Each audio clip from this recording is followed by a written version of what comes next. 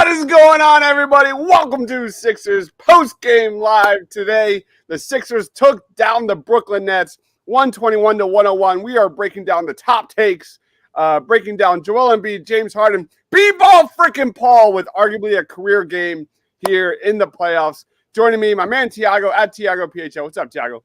What's going on, Chris? Good to be back. First game here in the playoffs. The Sixers looked fantastic for most of the game. A lot of positives to talk about. Embiid, typical MVP performance, as well as some incredible shot making by James Harden tonight. Woo! James Harden, man. Aggressive James Harden in the playoffs again. Love to see it. Also joining us, he is Sean Bernard of Pick Swap Media, of Fox Sports The Gambler. What's up, Sean? Yeah, I'm thrilled. That was a very encouraging opening playoff game. So excited from everything I saw. We got the V-Ball Paul victory tour on full display. All these guys doing their thing. So yeah, I'm pretty hyped up after that one. Let's jump right in, man, because we got to talk about Joel Embiid. Such a great performance. 26 points, plus 18. He was 11 of 11 from the free throw line, 2 blocks. What was most impressive about Joel Embiid, at least my take, I'm going to throw it to Tiago next, was how efficient he was reading double teams. The Nets, every single time, at least in the first half, tried to double this man, and again and again and again, he found the open guy in the perimeter, and pretty much every time led to an open three. Throw it to you, Tiago. What was your take on Joel Embiid today? Yeah, not only double, but also triple teams. I mean, the entire Brooklyn defense was centered around Joel Embiid. And if you have any doubts what an MVP player looks like on the court, all you have to do is just turn on half a basketball to see what an MVP player does to a defense, in particular what he did to Brooklyn's defense tonight. It was kind of a tale of two halves. We saw the aggressive, and we can touch on this, what Chris is showing on the chart, is that on the first half, right, you have a passing Embiid, so a lot of doubles, a lot of triples. Embiid is very focused on getting his shooters open shots out on the perimeter. And the Sixers shot the ball very well from outside the three-point line, 11 for 18 from the top of the key, and a couple corner makes. So most of that was a function of Embiid playmaking, being very smart with the basketball, not turning the ball over, reading double teams, and really just letting the scoring come to himself. And then the second half, I mean, you're looking at it, the paint is entirely green. And that's just basically Embiid saying, okay, I'm kind of tired of passing the basketball. I'm just going to go in there and dominate this entire basketball game as a scorer. And then the second half, I felt that Brooklyn's energy level dropped substantially. I think they realized the kind of fight they were getting themselves into with Joel. And it kind of became much easier for him to get in the heart of the paint and get his looks. So I think overall, as a whole, you know, you're not getting the 50-point Joel Embiid game, but you're getting the MVP Joel Embiid, and that's exactly what the Sixers need for the rest of the playoffs. Sir, what about you, Sean? What was your take on Joel? Yeah, one of the things we talked about in our breakdown of the series is when facing the Sixers team, the Nets kind of have to make a decision of either do you believe Joel Embiid can't beat you or the rest of the team can't. And from the opening tip today, it was crystal clear that the Nets gamble was that they were not going to let Joel Embiid be that guy, that they were throwing the kitchen sink at him to make sure he had to toss it away, make it happen. And the playmaking wasn't perfect. He had some missed throws, everything like that. But I was impressed with how he bounced back in the second half. It's just that processing and that maturity in his game that is the biggest thing for me. And the biggest reason for optimism for the Sixers team is in years past, I think this is a game where he could have been thrown off by all that. And the Sixers answered the call. They hit shots. They hit shots at an incredibly high rate, 63% from beyond the arc in the first half. So overall, it worked out. I was happy. And I think this was a deflating loss for the Nets as well. I fully agree. Hold on. This is the second half. Let me go to all periods. There we go. There's Embiid on the right. And that is his shot chart. Embiid, man, just a sensational game to start this series. Let's go into James freaking Harden, man. I mean, he averaged like around 13 shot attempts in last year's playoffs. This year, he had 13 3-point attempts. Yeah. He was aggressive. He was dribbling around double teams, attacking in attack mode pretty much through the entire game. The shot wasn't falling in the first half, but I didn't care. I was glad to see him just relentlessly attacking. I'll throw it to you, Sean, to start. What was your take on James Harden, man? What a game. Yeah, it was cool. Whenever he goes on those little tears where you can tell he's feeling it, or was when it's at its most fun, and we saw that at the tail end in the second half of him banging a couple threes, some with no hesitation, the pull-ups, everything that went with it. There's still some concern with his finishing around the rim. It definitely wasn't ideal. He doesn't seem to have a lot of lift there and struggled, but to some extent, the Sixers are just going to live and die with how he shoots on the beyond the arc, and it is important to have a guy with the guts and the ability to take those in the way that Harden does. The team needs that. So I also think, as great as the stats look, I don't think this was the most impressive James Harden game that we've seen or will see throughout this playoff stretch. There will be times where it's more important. There wasn't a ton of the two-man action between Harden and Embiid, which, again, I think will come into play down the line. But overall, I'm incredibly thrilled. I like that he kind of saw a couple go through, have a little confidence boost, and a solid game overall. 21 shot attempts. 21 shot attempts would be, again, not an efficient game, but like we said during our preview, like the Sixers need James Harden to be not, MVP James Harden, but they need him to take over at spots. And I thought he did that in sections of this game. Tiago, what's your take on Harden? If you're going to average 50% from pull-up threes playoffs, you might as well start the parade, Chris, because there is just no way the Sixers will be beat if he's going to shoot 6 or 12 from three, most pull-up shots. I think there are a lot of positives to take away from Harden's game, particularly the shooting, the spot-up game. He got a couple ones in the corner as well. Got the Sixers out in transition. I thought that running the second unit, we talked about this in the preview, how the Sixers are going to look from a second unit perspective. They look fantastic. We'll talk about B-ball Paul, but a lot of it was a function of Harden running the spread, pick and roll, getting read clean looks under the basket. All the stuff that we know Harden to do, I thought he did it at a very high level. But yeah, I mean, there are going to be concerns, man, because Brooklyn is a very athletic team. And when he got in the heart of the paint, it looked bad. Like, it looked really bad. So I think that he's going to struggle throughout the playoffs if he cannot get to the free throw line, because, like Sean said, the lift is just no longer there. But again, one game, the Nets, if you're going to shoot 50% from three, man, you can do whatever. You can have 10 turnovers. It's not going to matter because it's just that valuable as a driver of wins. So yeah, overall, a very good Harden game, no question. I would also argue the Sixers weren't getting any calls under the basket, but this is game one. It's the playoffs. It is what it is. Walter's in the house saying bang, 21 three-pointers. A lot of that was from Embiid, from Harden, reading the double teams, triple teams. Steven says, Philly, Mike, and RB are streaming, but you know where I'm going when you guys pop up. I appreciate that. Philly, Mike, and RB are the best. Steven says, Tucker gave us the hard hat. I knew he could get us. Let's go into PJ Tucker. We're going to go with PJ Tucker first. We got to talk about this because we have been pretty candid on this show regarding PJ Tucker. Analytics are fine, but what a game. What a game from PJ Tucker. 2 of 5 from 3. He had 5 offensive rebounds, and he had 6 points. He was a plus 11. I mean, that's why they brought this guy in, right? The toughness, the hustle. He had major moments, finding guys for corner threes, steals, you name it. Tiago, I'm going to throw this to you first. Of course, you're not the biggest fan of PJ Tucker. I want to hear your take. Offensive rebounds is a skill, Chris. People have to just accept that, I guess, as a basketball skill. I mean, he's there to do very basic things on the basketball court offensively.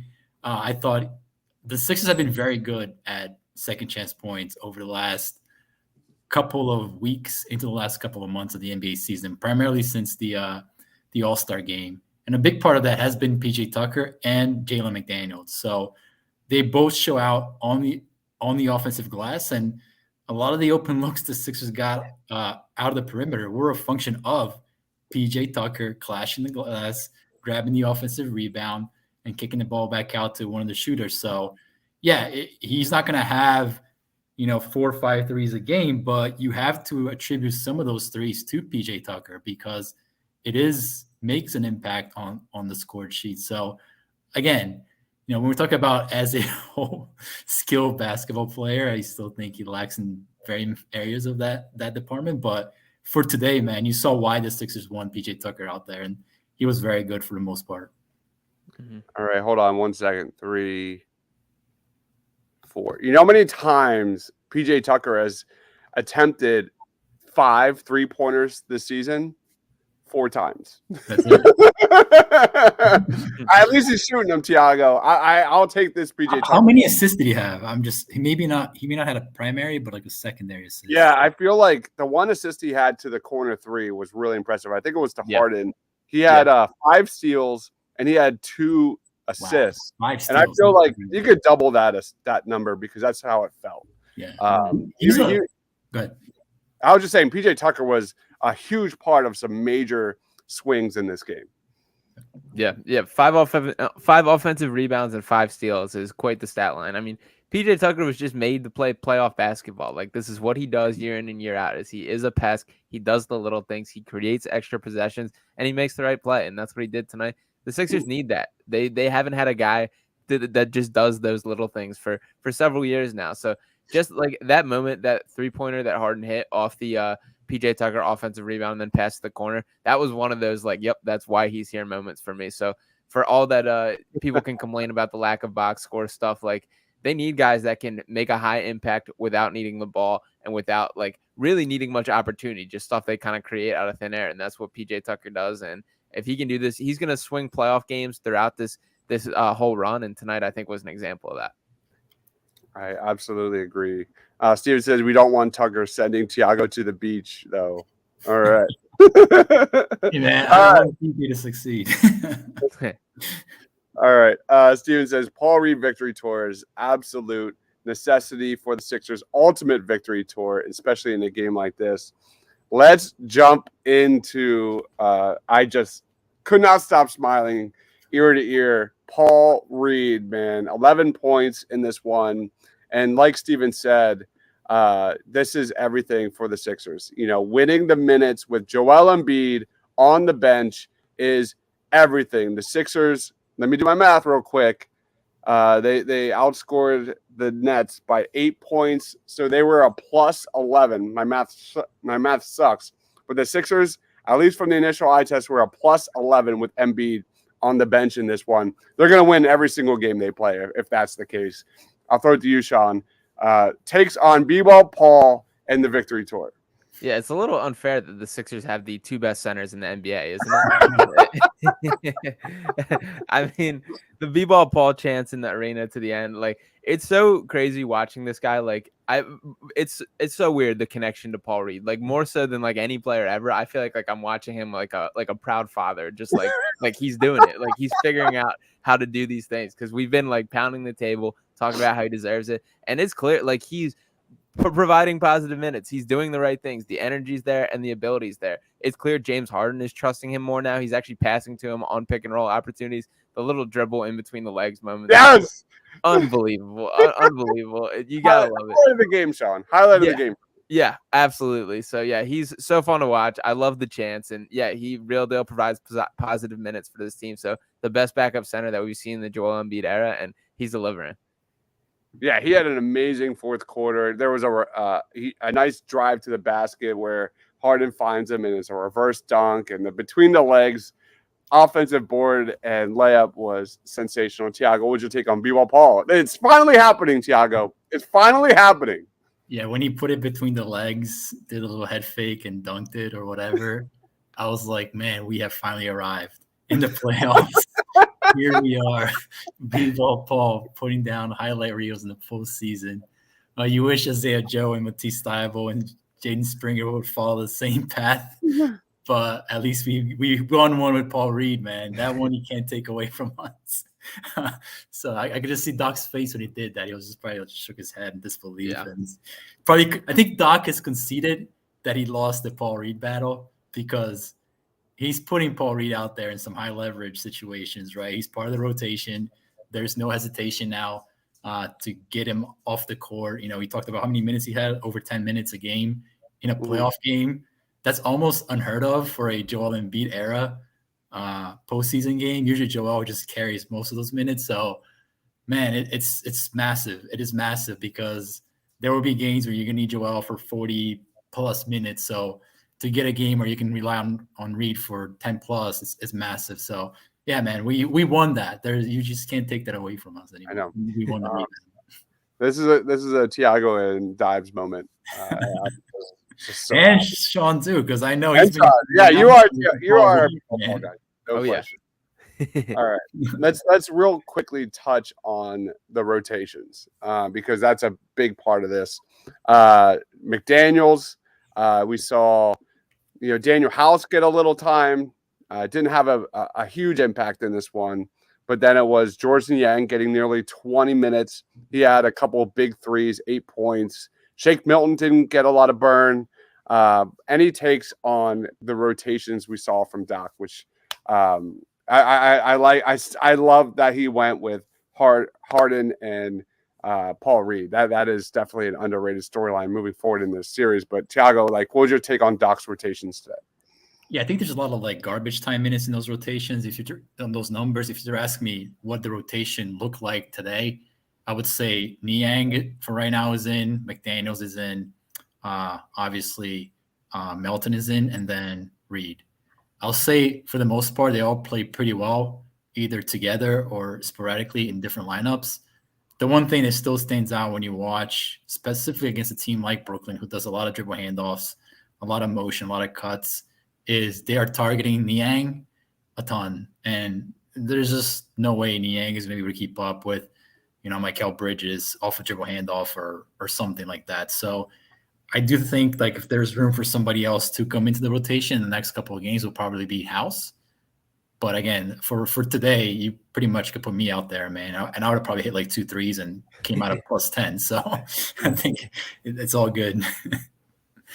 What about you, Sean? Any take on rotations? Yeah, don't have anything too crazy because of the nature of the game. I wasn't as eagle-eyed on top of it as I think we will in a more closer game. But overall, I was pretty satisfied. I'm curious what Jalen McDaniels' exact role is. I like that he took James Harden out a little earlier than usual in the first quarter today, let Embiid close things out, and then went to that athlete's second unit to start the second. So I was happy with that. I think they started the tail end of the first quarter, but either way, so I like that we're running with that unit. That's definitely a key. Yeah, I'm a little bit surprised Georges Niang looks to be a lock in the rotation. I mean, I get it, the shooting's there and a huge part, especially in a game like today where there was all the doubling. So I think that should be factors into it too. These are the kind of games where Niang can feast off, and he wasn't overly excellent today, but he was solid. He hit a couple, and so yeah, I was happy with the rotation. Overall, this is still kind of a test the waters, get the feet wet kind of series. So we'll see how things shake out from here. Yeah, pun intended. Steven says, I expect Niang to be stable to the bench after round one. Absolutely. I don't see that happening. Really? I hope so. I think Doc absolutely loves Niang. He's big on those 4-shooter lineups, and Niang is a shooter, man. And I think that we're going to live and die with Niang. And even when he's not hitting shots, he tends to get 15 minutes a game. So I don't see that changing anytime soon. We got Scott in the house. What's going on, Scott? Thanks for joining. Before we get into Mikal Bridges and what the Sixers did to slow him down, let's talk about Tobias freaking Harris, man. Yeah. Because a lot of people, especially on Sixers Twitter, wanted Jalen McDaniels starting over Tobias Harris, and Tobias had a very, very solid game today. Here is the shot chart. Tobias Harris finished the game with 21 points. He was a plus 12, 3 of 3 from the 3-point range, 4 assists, only 1 turnover and a block. Some solid defensive moments. Sean, what was your take on Tobias Harris? Yeah, I thought he was decisive. I thought he played confident. I was very happy with the version of Tobias Harris that we got today. He operated a little bit more in the mid-range than we've seen of late, and to be honest, I don't have an issue with it. As much as I've been arguing to get that out of his game, and I'd rather him be more comfortable off the catch and shoot, if that's what it takes to keep him going, get him locked in and comfortable, maybe give him a couple attempts throughout the game. And that's what it looked like tonight. I thought he played hard, competed on the boards, competed on defense, which are both huge things. And he was even there's a box out where he threw Cam Johnson to the ground, basically, that I was like, okay, Tobias came to play tonight. So I was happy with that. He is going to be a bigger part of this team than is recognized. They need him to be playing at a relatively high level for them to be able to succeed, specifically on the defensive end too. So I was very happy with the version of Toby that was there tonight, and I hope that keeps going moving forward. Yeah, he hasn't had more than 17 or more points in several weeks. So good to see Toby back. Tiago, what's your take? Yeah, I don't know how you overthrow a 7'2" center in transition. I don't know if you guys remember that pass he tried, that lob Yeah. on Embiid. Yeah. He threw the ball into the stands. I'm like, it's Joel Embiid, man. You just gotta throw it up there, and he's gonna catch it.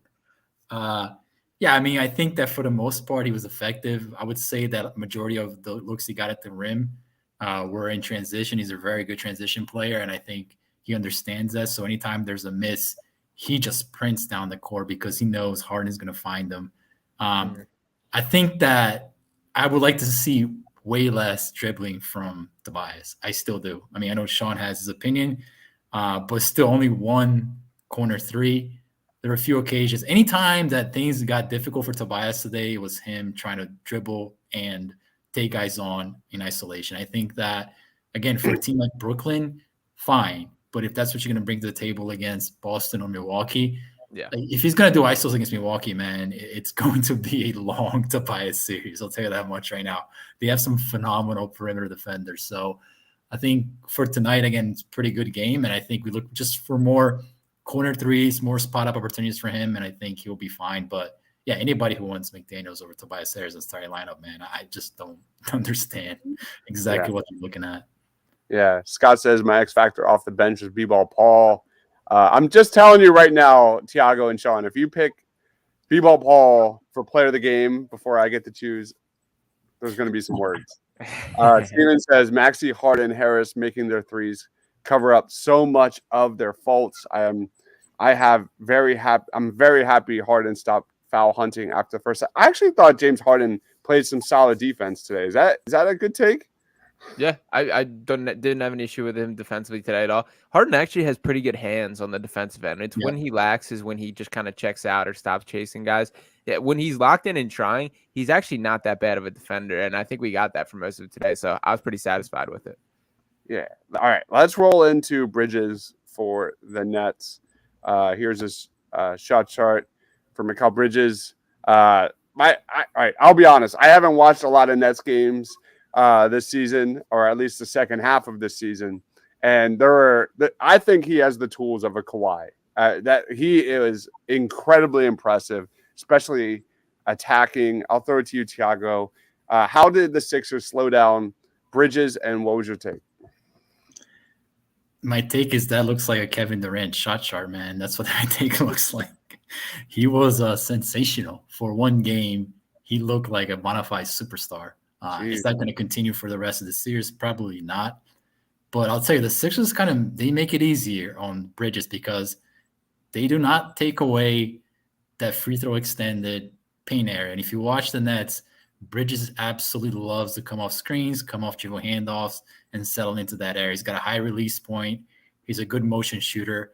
And the Sixers don't have the defenders to track him in those situations. I thought that Melton did a much better job in those situations and turning Bridges into a passer. You see that Bridges is not an advanced passer yet. Like, he makes a lot of bad passes, turnovers when he's asked to put the ball on the floor and make a play off those looks. So I think that's the path moving forward, is try to get him off those spots on the court and make him turn him to a passer. But again, when you have Tobias Harris out there tracking him for most of the game, he's just going to go right by him and have a clean look. So I think the Sixers, again, it's mostly Bridges who's doing the damage. It's a little bit of Cam Johnson. So you can live with that because that's just not enough scoring to overcome Harden and Embiid. But moving forward, teams are going to have multiple scores who can score at a similar level, and you hope that the Sixers have a better game plan. Here is the stat of the night. Mikal Bridges, 5 of 8 inside the paint today. 0 attempts. 0 attempts in the paint in the second half. He had 2 shot attempts in the second half, both at the top of the key, 1 for 3, 1 from mid-range. That is the difference. That is the difference. The Sixers clearly had an answer, and I can't wait to kind of deep dive into what they did in the second half to negate that. Very, very interesting. Sean, what was your take? Yeah, I mean, Bridges is really good. He's really good. It's beyond that where the Nets lack. They just don't have that much talent outside of Bridges as far as creation. So there's a lot on his shoulders. He's asked to do a lot for this Nets offense. I was impressed with him today. I thought he delivered more than I expected him to. I thought the weight was going to get a little heavy coming into the playoffs for him because I know he's been doing it through the regular season. through the tail end. But yeah, I was very happy with the way they kind of changed things up in the second half and stop that from happening. So as much as we kind of talked about it with Joel, like either you let him beat you or everyone else, the Nets just don't have that. So like we can pretty much do whatever we want. We can allow Bridges to get his. There's just not enough beyond it. But hats off to him for the way he played for sure. Yep. All right. Are we missing anything before we go into player of the game? Does anybody have anything they want to discuss? Yeah, just think that overall the Sixers defense was pretty good. I mean, take away the Bridges going off kind of thing, but I think for the most part they're connected defensively. You didn't see a lot of defensive breakdowns, and I think that they did a really good job keeping the Nets out of transition. We talked about how the Nets are going to have to do something weird to try to win the series, and transition is one of the ways that they're going to try to win the series. And I think that Philly did a very good job of erasing that part of the game from Brooklyn. Obviously, the shot making helps, but I just thought they were very connected as a whole. I didn't see a lot of breakdowns, and I think that bodes well for the rest of the playoffs. All right. 19 Nets turnovers. Yep, that's huge. And then only 8 on the Sixers end. Sean, lead us off, man. Who was your Sixers player of the game? My Sixers player of the game, I'm going with James Harden. I thought the game changed when he got hot and took over with that streak of three-pointers at the end of the first half. I thought he played with the confidence, the willingness to shoot the ball that I needed to see from him. That's something that I'm going to still be watching for moving throughout these playoffs. Defensively, he was good. The playmaking is as advertised as usual, 13 assists. So casually, it's just nutty stuff. So I'm very happy with James Harden. He is the engine of this offense, and today he came through. Yep. What about you, Thiago? Chris, I'm going to lob you one, so I'm going to make the obvious choice here. Joel Embiid once again. Man, I just hope that people can appreciate just the level of intellect and playmaking that goes into this guy's game. And it's been a lot of talked about how he's not at the same level as Jokic in that area. And yeah, he may not be the most crafty passer and the best passer in the NBA, but this guy is advanced in multiple areas of his game, including passing, and people just don't seem to realize that. And I hope that they see a little more of that today, because Brooklyn was very keen on making him a passer tonight, and that did not work for the Nets. So, yeah. Embiid. All right, I'm going to go B-Ball Paul. I'm so happy that I get B-Ball Paul. I thought he was sensational. Winning those non-Embiid minutes is going to be crucial moving forward. And I think, again, they were a plus 11. I'm going to look at this game again after this. But from what I gather, it was a plus 11, which is sensational. So let's wrap it up here. All right, first comments. Hold on. Scott says Sixers transition defense will be a big factor moving forward. Absolutely. We didn't see Ben out there. Good game from him. Ouch. Steven says, was a chance for Ben to prove everyone wrong. Once again, he turtles like a week. We're not going to touch that. He's hurt, man. What do you want? The guy's hurt. It is crazy to think about, like, going into the season, we were looking at like a Sixers-Nets matchup. It was the Kyrie, Kevin Durant, Ben Simmons. I know. And then to look at what it is now, it's just crazy. Like, this is a shell of a Nets team that's not remotely in the contending conversation, and the Sixers are still doing their thing. So very much like a drop-off as far as what the hopes were for this series, but pretty nuts how quick things change. And wow, did Embiid make Claxton look like a nobody. Claxton was a negative 20 on the court today. He did have 3 blocks, but 5 points. That was one of our big storylines in this one. How many fouls did Claxton have? He only had 2 personal fouls. But again, a negative 20. I don't even remember seeing him on the court. All right. Sean, I'll throw it to you, man. Where can we find you, man? Tell us about everything going down with Pick Swap Media and Fox Sports, the Gambler. Yeah, you can follow me at Sean_Bernard1 on Twitter. You can check out, I got a written piece on Philly Sports Network dropping later. That's about like who is under the most pressure for this playoff run for the Sixers. That I like how that turned out. And then, I'll be on Fox 102.5, The Gambler, Saturdays at 11 with Mark Henry doing NBA previews there, as well as Tuesday and Thursday on the Daily Ticket with Sean Brace. And then Pick Swap Media, I have dropping today some NBA playoff power rankings and my official NBA All-NBA team and awards picks. So that'll be coming out too. All right, guys, go check that out. Follow Sean on Twitter at Sean_Bernard1. The dude does work on Twitter. You'll thank me later. Thiago, you're up, man. Sean is on fire, man. Next, you're gonna see on ESPN and NBA TV. Guy's crushing it. He's got every media outlet covered, man. Holy crap! Good job. I appreciate it. Yeah. We'll be out here doing these as much as we can. You can also check me out on Thiago at Thiago PHL on Twitter. All right. And when do the Sixers play next? They play next on Monday, 7:30. So if you're a Sixers fan, get ready for a ton of shorts. Get ready for a ton of highlights. I am literally going to be making a B-ball poll highlight reel as soon as we get off here and have some drinks while doing it. It'll be a good Saturday. So thank you, everyone, for watching. Thank you, everyone, for commenting. We will see you on Monday night for Thiago. Again, at Thiago PHL and Sean, at Sean_Bernard1. Thanks for watching, guys. For Thiago, for Sean, for myself, stay awesome, everyone.